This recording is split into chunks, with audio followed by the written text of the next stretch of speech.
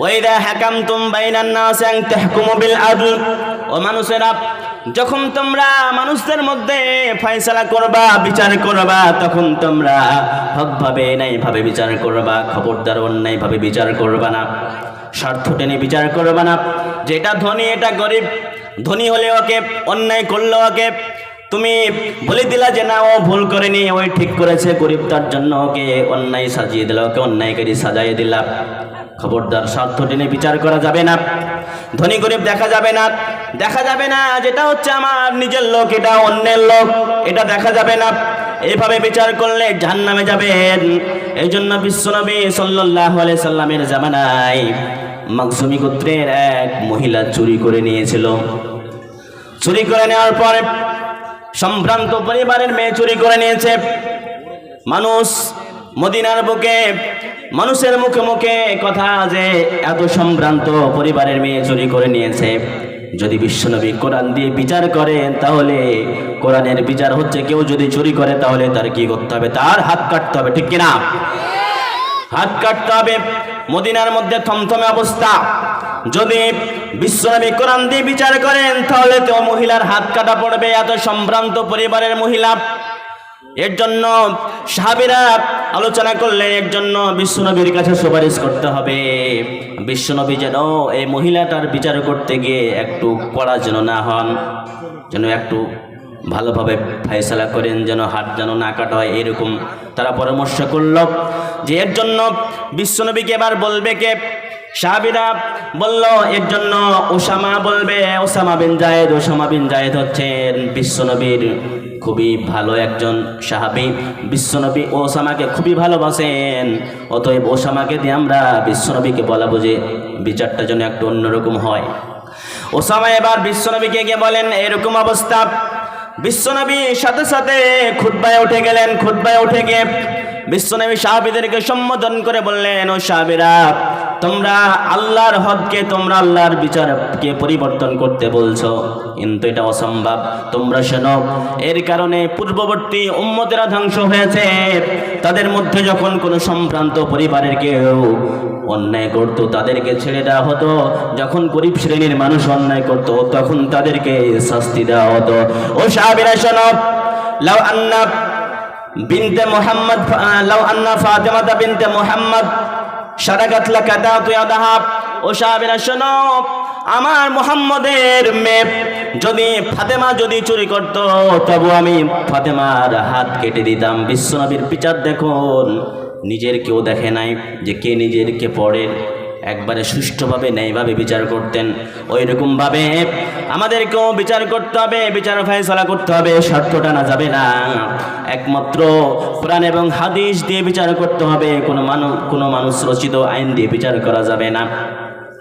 যারা এইভাবে সঠিকভাবে বিচার করবে রব্বুল আলামিন তাদের জন্য অনেক সুখবর রেখেছেন। বিশ্বনবী বলেন, ইন্নাল মুকসিতিনা ইনদাল্লাহি আলা মানাবিরা মিন নূর।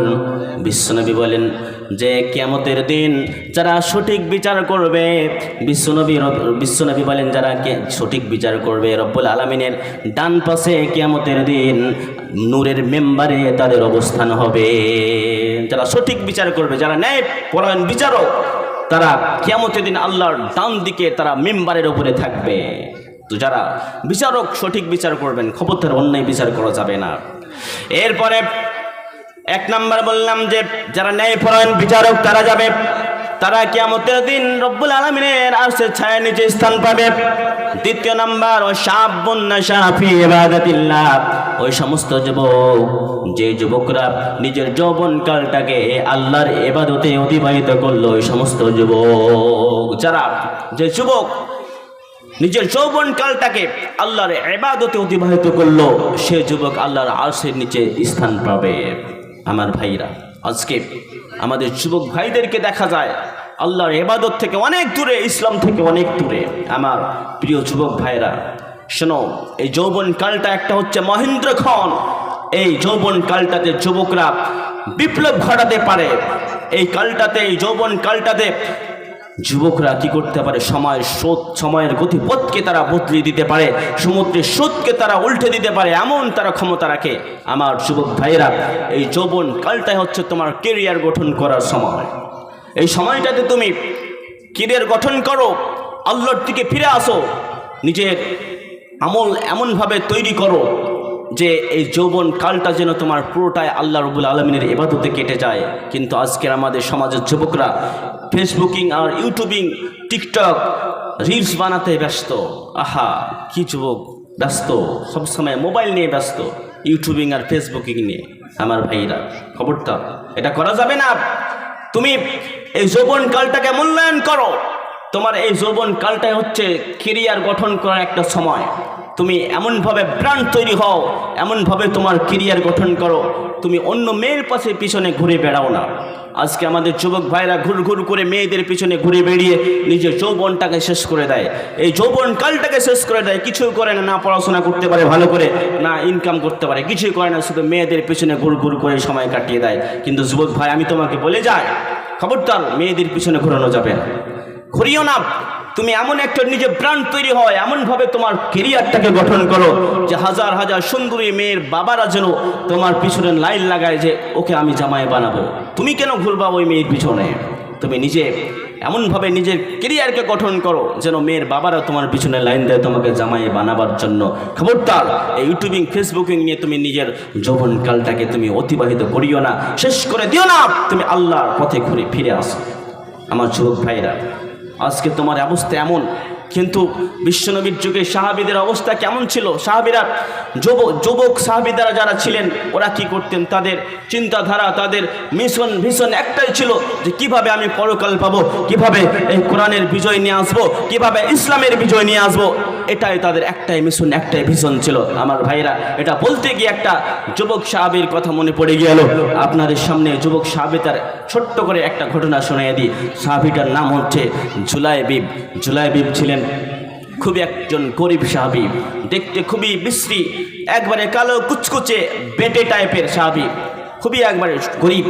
এমন গরিব, হাদিসের মধ্যে আসছে যে তার একটা পানি পান করার জন্য একটা মশক পর্যন্ত ছিল না, তার পায়ে চটি ছিল না, ছিঁড়া পোশাক, ছিঁড়া জামা, কোনো ভালো জিনিস ছিল না, না নরম বিছানা ছিল, তার বিছানা ছিল মাটি, জমিন ছিল বিছানা এবং সামিয়ানা ছিল আসমান। এরকম একটা গরিব সাহাবী। এই গরিব সাহাবী একদিন হেঁটে যাচ্ছেন, বিশ্বনবী সাল্লাল্লাহু আলাইহি সাল্লাম সাহাবীদেরকে নিয়ে কথা বলি করছেন।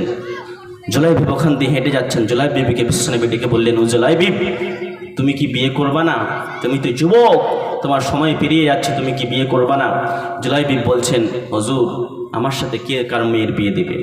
আমি তো দেখতে খুবই খারাপ, আমার তো কিছুই নয়, আমি তো খুবই গরিব নিঃস্ব মানুষ, কে আমাকে মেয়ে দেবে? আমাকে কেউ দেবে না। বিশ্বনবীর কাছ থেকে চলে গেলেন। বিশ্বনবীর সাথে আর একদিন দেখা। বিশ্বনবী ওই জুলাইবিবকে বলেন, জুলাইবিব, তুমি কি বিয়ে করবে না?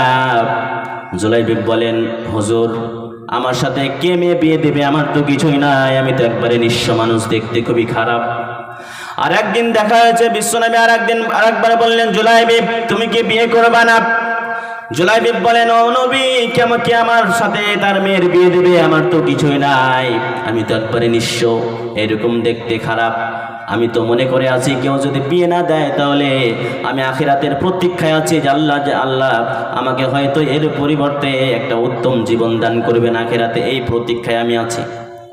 বিশ্বনবী বললেন, ঠিক আছে জুলাইবিব, তুমি অমুক জায়গায় চলে যাও, অমুক জায়গায় একজন আনসার সাহাবী রয়েছে, সেই সাহাবীর কাছে গিয়ে বলবা যে বিশ্বনবী আপনার বাড়ি আমাকে পাঠিয়েছেন, আপনার নাকি একটা সুন্দরী মেয়ে আছে, ওই মেয়ের সাথে আমাকে বিয়ে দেওয়ার জন্য। জুলাইবিব বলছেন, হুজুর, আমি যদি যাই তো ওকে বিয়ে দেবে? আমি তো দেখতে খুবই খারাপ, আমি তো গরিব, আমার সাথে কি বিয়ে দেবে? বিশ্বনবী বললেন, আমি যা বলছি তাই করো, তুমি যাও। আমার ভাইয়েরা, জুলাইবিব ওই সাহাবীর বাড়ি চলে গেলেন। গিয়ে সালাম দিয়ে বলেন, আমাকে বিশ্বনবী পাঠিয়েছেন, আপনার বাড়িতে নাকি একটি সুন্দরী মেয়ে রয়েছে, ওই মেয়ের সাথে আমাকে বিয়ে দেওয়ার জন্য। ওই সাহাবী জুলাইবিবের দিকে তাকিয়ে দেখেন যে গায়ে ছিঁড়া জামা, পায়ে জুতাও নাই, দেখতে খুবই কুৎসিত, একবারে বেটে। এরকম ছেলে একটা আমার বাড়িতে এসে আমার মেয়ের হাত চাইছে, আমার মেয়ের সাথে বিয়ে দেওয়ার জন্য বলছে। ওই সাহাবী তাকিয়ে দেখে বলছেন যে এটা সম্ভব হবে না, এটা তারপরেও আমি ভেবে দেখছি, যেহেতু নবী আদেশ করেছেন। আমার স্ত্রীর সাথে আমি পরামর্শ করে দেখে নেই। স্ত্রীর সাথে পরামর্শ করতে গিয়ে স্ত্রী বলে, না, এরকম অসহায়